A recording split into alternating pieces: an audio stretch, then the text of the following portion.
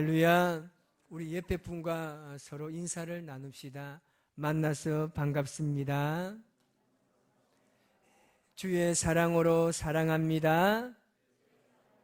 자, 우리 한 번만 더 합시다. 앞뒤로 보시면서 잘 오셨습니다.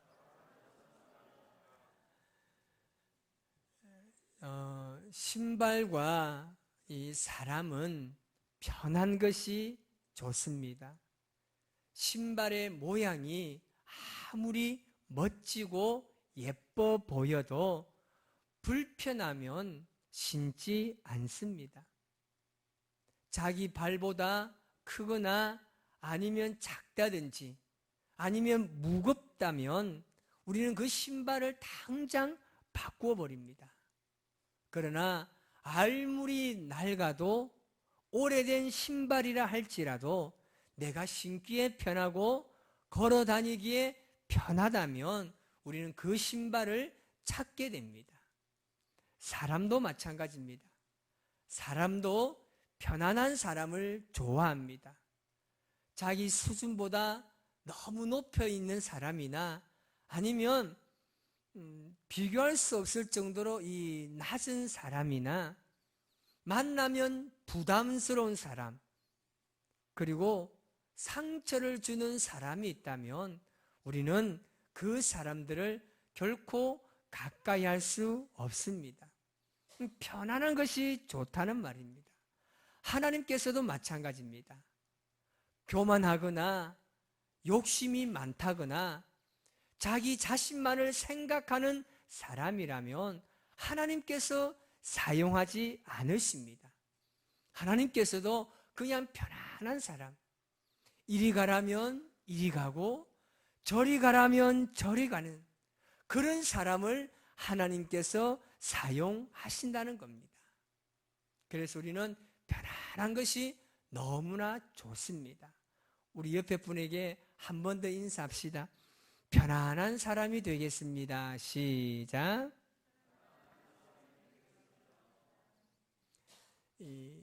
MBN 방송에 보면 프로그램 중에 나는 자연인이다 라는 프로그램이 있습니다. 이 프로그램은 이 자연 다큐멘터리로 100% 리얼 휴먼 스토리입니다. 답답한 도시 생활이나 바쁜 일상의 삶에 벗어나서 자연과 함께 살아가는 삶의 일상을 소개하는 그런 프로그램입니다. 혼자서 자연에 들어가서 집을 짓고 사는 겁니다. 지금까지 몇백 명의 이 사람들을 소개를 했는데 이 프로그램이 남자들에게 그렇게 인기가 많다고 합니다. 그냥 자연에 들어가서 혼자 집 짓고 살아가는 게 남자들에게는 정말 로망이라 그럽니다. 정말 부럽다는 말을 많이 합니다. 그런데 그 산에 들어와 사는 사람들의 사연을 보면 가지각색입니다. 그냥 산이 좋아서 들어온 사람도 있고 사업에 실패한 사람들, 그리고 병을 치료받기 위해서 산에 들어온 사람들, 심지어는 탈북자까지도 정말 다양한 사람들이 그 사연을 가지고 산에 들어와서 살게 됩니다. 그런데 그 사람들의 사연은 가지각색인데 그 사람들의 공통적인 특색이 있습니다. 그것이 뭐냐면 그들이 자연에 들어와 살다 보니까 자연의 소중함을 깨닫게 되는 겁니다. 그리고 소박한 삶을 살아가면서 그 사람들은 욕심이 없는 겁니다. 그냥 자연이 주면 주고 안 주면 안 먹는 거예요. 자신들이 그냥 심어서 거기서 나는 열매만 그냥 먹고 사는 겁니다. 그러니까 그 사람들의 특징이 뭐냐면 전부가 마음이 굉장히 평안하다고 합니다.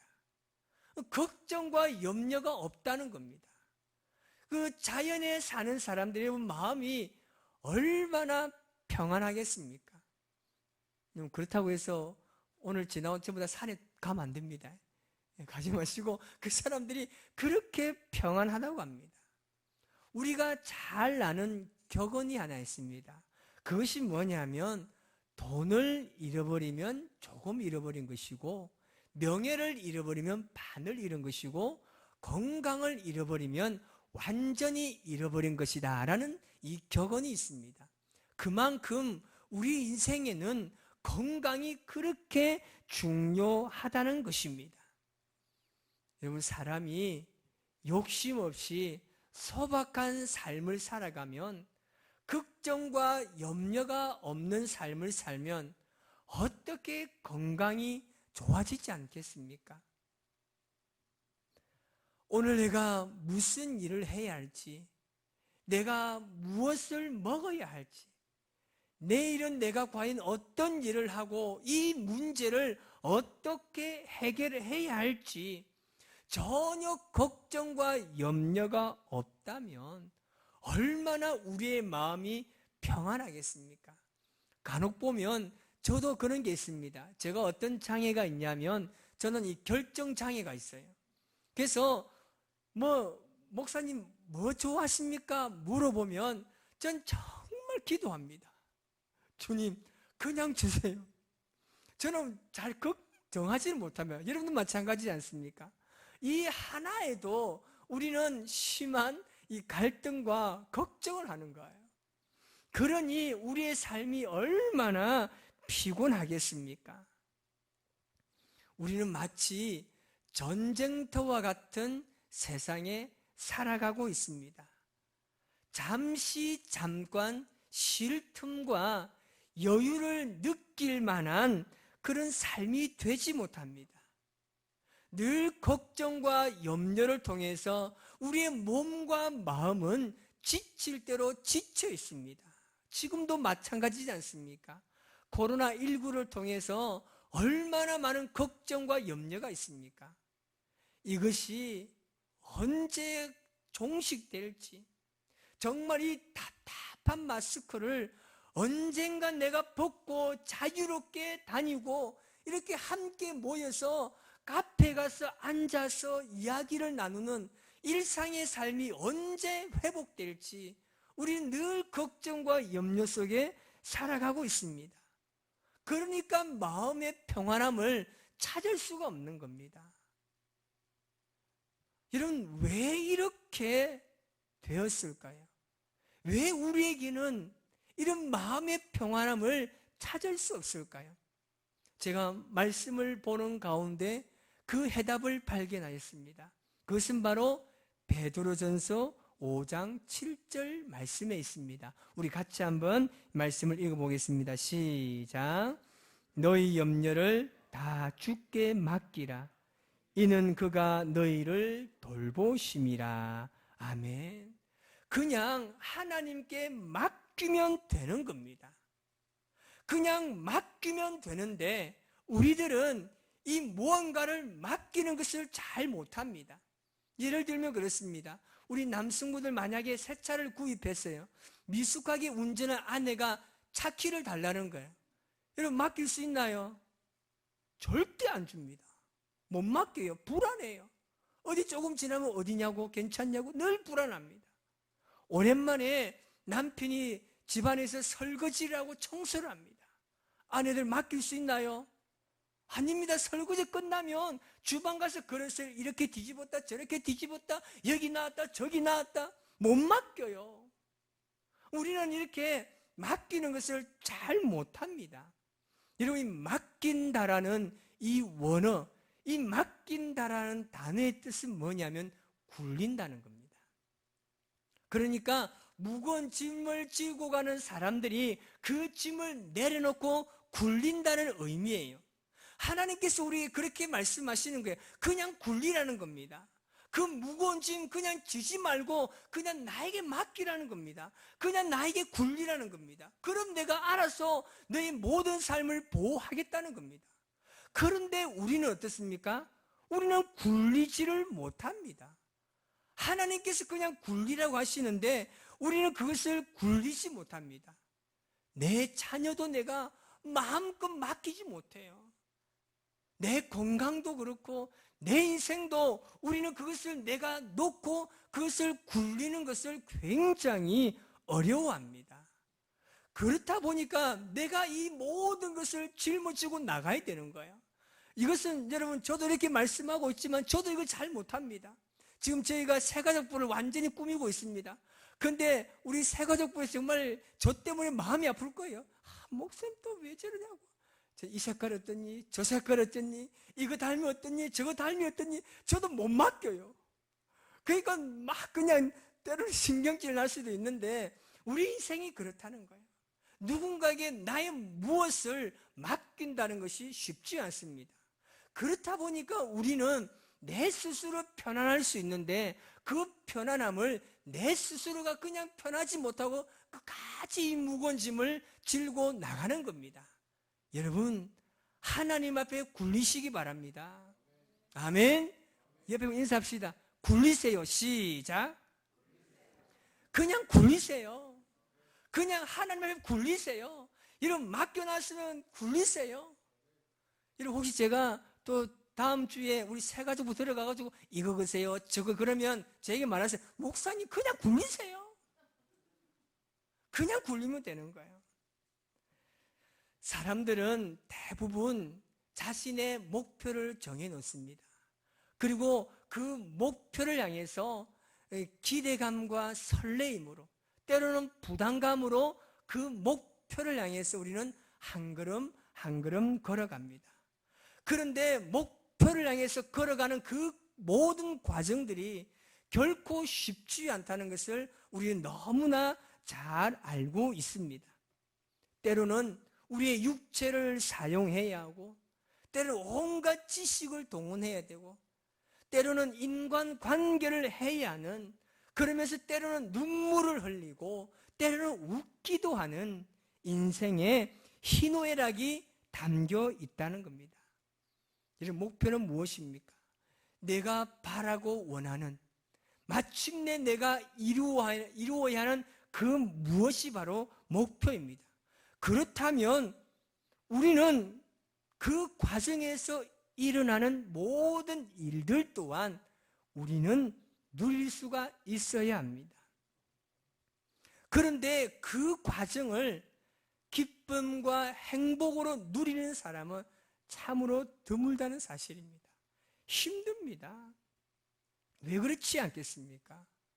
예수님께서도 이 땅에 오셨을 때 분명한 목표가 있었습니다. 예수님이라고 하지만 그 예수님이 걸어가야 될 그 목표까지의 과정은 결코 쉽지 않았습니다. 힘들었습니다. 편안하게 잠을 잘 수 있는 공간도 없었고, 남으로부터 조롱을 당하고 핍박을 당하고 가장 가까이 있는 제자들에게 배신도 당했습니다. 그럼에도 불구하고 예수님께서는 그 모든 과정을 당연시하게 여겼습니다. 그냥 당연하다고 생각했습니다. 왜요? 목표가 뚜렷했기 때문입니다. 예수님께서 걸어가야 할 목표가 뚜렷했기 때문에 그 모든 과정을 당연하다고 생각하며 걸어갔다는 겁니다. 그런데 우리는 왜 이 힘든 과정을 우리가 누리지 못할까요? 왜 우리는 늘 힘들어하고 좌절하고 넘어지고 포기하는 삶을 살 수밖에 없을까요? 그것은요, 내가 기대하고 원하는 그 목표를 현재 나의 삶으로 끌어오는 능력이 부족하기 때문입니다. 다시 말하면 오늘 목표를 내 삶에 적용하는 능력이 부족한 거예요. 한마디로 말하면 우리의 목표의식이 흐릿해진 겁니다. 그렇기 때문에 우리는 그 과정도 누릴 수가 없는 것입니다. 여러분, 우리가 지향하는 하나님의 나라를 우리의 삶에 우리는 적용할 수 있어야 됩니다. 그렇게만 할 수 있다면 별 문제가 생기지 않습니다. 그런데 우리는 그럴 만한 능력이 부족하다는 거죠. 여러분, 예를 들어 봅시다. 이 다이어트를 하는 사람들을 보면 그 과정이 굉장히 힘들다고 합니다. 왜냐하면 운동을 해야 되고 음식을 조절하고 수분 조절하고 규칙적인 생활을 하고 지금까지 모든 생활의 이 패턴을 완전히 바꿔야 하기 때문에 좀처럼 쉽지 않다고 이야기합니다. 그 중에 가장 힘든 것이 뭐냐면 바로 자기와의 싸움입니다. 여러분 아마 저도 한번 해봤지만 여러분도 아마 다이어트를 해봤을 겁니다. 여러분 힘들었나요? 쉬웠나요? 힘드니까 지금 우리가 이렇잖아요. 힘들어요. 그 과정이 굉장히 고통스럽습니다. 왜 포기하고 싶은 마음이 생기지 않습니까? 그런데 그 다이어트에 성공한 사람을 보면 미래의 자신의 모습을 현재로 끌어오는 능력이 있음을 우리가 볼 수 있습니다. 그러니까 자신이 이루어야 할 그 목표에만 집중하고 그 과정 힘들지만 잘 이겨나간다는 겁니다. 여러분, 오늘날 우리는 과연 무엇에 집중하고 살아가고 있습니까? 오늘 말씀은 우리 그리스도인들이 어디에 집중하며 살아야 할지를 분명하게 말씀하고 있습니다. 오늘 본문 18절 말씀입니다. 18절 말씀을 다 같이 한번 읽어볼까요? 시작. 보이는 것이 아니요 보이지 않는 것이니 보이는 것은 잠깐이요 보이지 않는 것은 영원함이라. 아멘. 우리가 집중해야 될 삶, 우리가 주목하며 살아가야 될 삶이 뭐냐면 보이지 않는 영원한 것입니다. 우리는 하나님의 나라를 사모하고 거기에 주목하며 살아가야 하는 겁니다. 그래서 우리는 낡아지는 겉사람을 위해 사는 것이 아니라 날로 새로워지는 속사람의 은혜를 누리며 살아가시기를 바랍니다. 여러분, 겉사람은 뭡니까? 이 세상에 살다가 흙으로 돌아가는 육체를 말합니다. 겉사람은요, 예수님을 믿고 그 복음을 영접한 새로운 존재를 말합니다. 그런데 예수님을 믿기 전에는 속사람과 겉사람에 대한 구분이 쉽지 않습니다. 굳이 그럴 필요도 없기 때문입니다. 그런데 예수님을 나의 구주로 영접하면 옛 사람은 죽고 새 사람이 됩니다. 아멘 좀 하세요. 아멘. 예수님을 나의 구주로 영접하면 나의 옛 사람은 죽고, 아멘, 나는 새 사람이 되는 겁니다. 그래서 새 사람이 되면 우리는 매일의 삶을 창조하는 능력이 있다는 겁니다. 여러분, 내가 새로운 사람이 변화된다는 것은, 내가 새로운 사람으로 변화된다는 것은 많은 것을 내포하고 있습니다. 속 사람이 매일 새로워지면 내 자신의 변화를 경험합니다. 내가 변하면 삶이 달라집니다. 주위 환경도 달라집니다. 대인 관계도 달라지게 되어 있습니다. 하루하루의 삶이 새롭습니다. 근데 가만히 보면 나만 바뀐 것이지 아무것도 바뀐 것이 없습니다. 이것이 바로 속사람으로 사는 자의 축복입니다. 여러분, 놀라운 일입니다. 나만 바뀌었을 뿐인데 세상 모든 것이 새롭게 바뀌는 은혜를 경험하게 됩니다. 내 생각이 달라지고 내 말이 달라지고 행동이 달라지는 겁니다. 영에 속한 사람은 이런 삶을 살아야 합니다. 이제부터 여러분, 우리의 생각이 달라야 합니다. 우리의 말이 달라야 합니다. 우리의 행동이 달라야 합니다.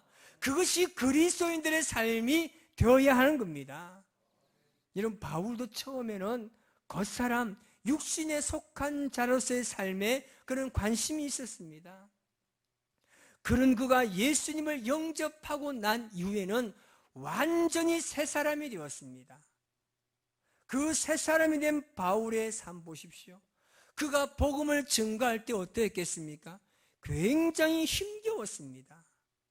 그가 새로운 사람이 되었지만 그가 당하는 환난과 고난은 결코 가벼운 것이 아니었습니다. 오직 하면 바울은 살 소망까지 끊어졌다고 그가 고백합니다. 고린도후서 1장 8절 말씀을 우리 같이 한번 읽어보겠습니다. 형제들아, 우리가 아시아에서 당한 환난을 너희가 모르기를 원하지 아니하노니 힘이 겹도록 심한 고난을 당하여 살 소망까지 끊어지고. 아멘. 바울이 예수님을 믿고 살아가면서 복음을 전할 때 그 얼마나 위대한 사람입니까? 그런데 그도 뭐라고 이야기합니까? 살 소망까지 끊어졌다고 이야기합니다. 그럼 바울 보십시오. 바울이 그런 환경을 극복할 수 있었던 이유가 무엇입니까? 그가 영에 속한 사람이기 때문입니다. 그가 속사람이 날로 날로 새로워짐을 통하여서 그 모든 환경들을 다 극복할 수 있었다는 사실입니다. 이전에 보이지 않던 하나님의 영적인 세계에 그가 눈을 뜨기 시작한 겁니다. 그래서 그리스도를 위해서 받는 고난은 보이지 않는 영원한 세계, 그 세계를 향한 영광이라고 그가 고백합니다. 여러분, 예수님으로 말미암아 구원 받았습니까? 확신하십니까? 그러면 우리는 속사람이 강건해야 됩니다. 여러분, 그런데 가만히 있으면 이 속사람이 강건해지지 않습니다. 왜냐하면 속사람은 보이지 않습니다. 그렇기 때문에 내 속사람이 강건한지 아니면 내가 약한지 그냥 지나칠 때가 너무나 많습니다. 내가 신앙생활을 오래 했다고 해서, 내가 기도를 많이 한다고 해서, 내가 목사라고 장로라고 안수집사라고 권사라고 집사라고 내가 예수 믿는 사람이라고 절대 속사람이 강건해지는 것은 아닙니다. 왜냐하면 그런 분들이 넘어지고 실족하는 것을 우리가 많이 보았기 때문입니다. 어떻게 보면 이것은 다른 사람의 이야기가 아닙니다. 우리 자신에 대한 이야기입니다. 예배를 잘 드리고 난 후에 말다툼을 합니다. 열심히 기도하고 난 이후에 누군가와 이야기할 때 분노하고 화냅니다. 이가라는 말을 합니다. 이것은 여러분 우리의 삶입니다. 여러분, 그래서 우리는 속사람이 강건하기 위해서는 꾸준함이 필요합니다. 여러분, 한순간 성령의 충만함으로 은혜가 가득하다고 해서 그 사람의 속사람이 강건해졌다고 말하는 것은 잘못된 말입니다. 그래서 우리는 말씀과 기도 생활을 꾸준히 하는 것이 굉장히 중요합니다. 그렇게 살아갈 때 날로 날로 변화된 자신의 모습을 발견할 수 있는 것입니다. 꾸준해야 됩니다. 한순간 기도하고 응답받아서 그래서 내 속사람이 강건해진 거 아니에요. 물론 순간은 그럴 수 있습니다. 그런데 시간이 지나가 버리면 이 은혜도 또한 소멸될 수밖에 없습니다. 그래서 이 속사람이 강건해지기 위해서는 꾸준함으로 말씀을 묵상하고 기도 생활하고 전도 생활하고 아멘 생활하고 그래야 강건해지는 거예요. 꾸준해야 되는 거예요. 여러분, 영에 속한 사람에 주목하시기 바랍니다. 옛사람, 옛모습을 완전히 버리시기 바랍니다. 그런데 우리 안에 계속 끊임없이 이 겉살의 모습이 우리를 계속해서 넘어지게 할 때가 있을 겁니다. 그렇지만 계속해서 그것을 대적하고 속사람이 강건하시기를 꾸준하게 기도하며 하나님을 바라보시기 바랍니다. 그런 생각, 그런 모습, 그런 행동들, 내 살을 찢는 고통이 찾아온다 할지라도 완전히 버려야 합니다. 여러분, 이제는 변화되어야 합니다. 이제는 새로워져야 합니다. 우리의 삶이 좀 달라져야 합니다. 그렇게 속사람이 강건해지면 우리에게 어떤 현상이 일어나느냐면 마음에 평안함이 찾아옵니다. 평화 평화로다. 하늘 위에서 내려오네. 그 사랑의 물결이 영원토록 내 영혼을 덮으소서. 아멘. 하나님께서 주시는 평안을 누리시기 바랍니다. 그때 비로소 내 모든 것을 하나님 앞에 맡길 수가 있습니다. 이럴 때 우리에게 어떤 현상이 일어납니까? 고린도후서 5장 17절 말씀을 같이 읽어보겠습니다. 시작. 그런즉 누구든지 그리스도 안에 있으면 새로운 피조물이라. 이전 것은 지나갔으니 보라 새 것이 되었도다. 아멘. 그리스도 안에 거하는 겁니다. 그것이 우리가 살아가는 비결입니다. 오늘 여러분 성전문을 열고 나가실 때 당당하게 선포하십시오. 나는 변화되었다. 아멘. 따라합시다. 나는 변화되었다. 나는 새로워졌다. 세상은 살만하다. 아멘. 이렇게 선포하며 나아가시기 바랍니다. 날로 날로 새로워지는 우리 속사람을 통해서 우리 모두가 강건하여 하나님께 영광 돌리시기 바랍니다. 우리 찬양으로 한번 고백하며 나아갑시다. 하나님, 나를 새롭게 해달라고. 나의 모든 삶을 하나님의 새로움으로 채워달라고. 우리 시간에 우리 고백하며 나아갑시다.